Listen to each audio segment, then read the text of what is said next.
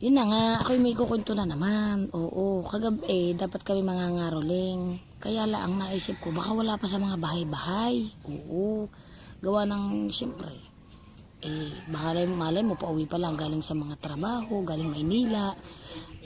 Bukas, ngayon, siyempre, desperas ng Pasko.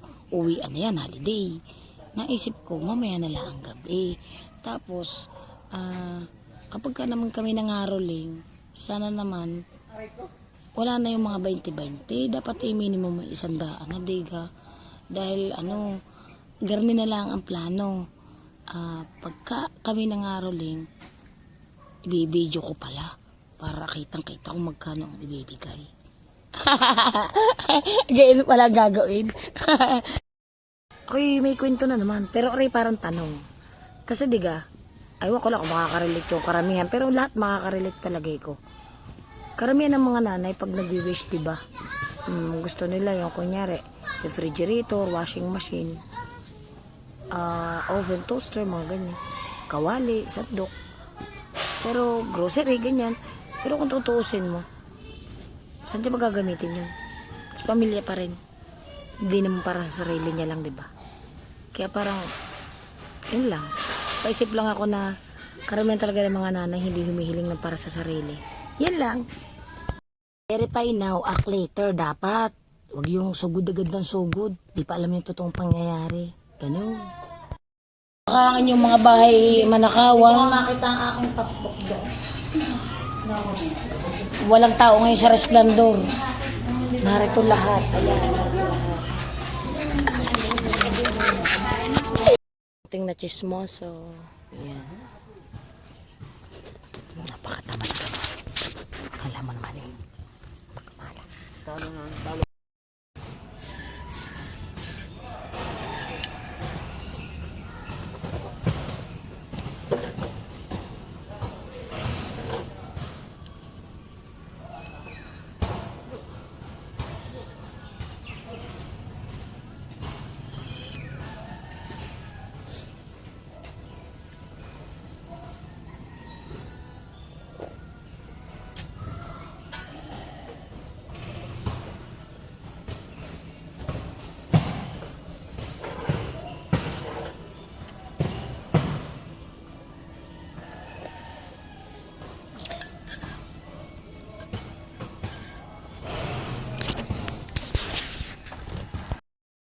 Siguro maraming nakarelate dun sa aking video na tigi-isang buhay.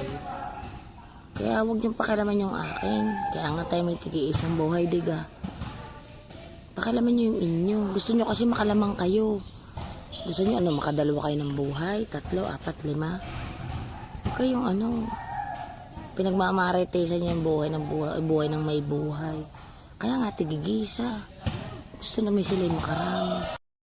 Dati, kapag ako'y namamasko, nung bata pa ako pag ako'y nakatanggap ng 20, masayang masaya na ako. Kaya plano ko, kapag namasko yung mga inaanak ko, gusto ko maranasan nila yung saya na nakatanggap sila ng 20. Alam nyo na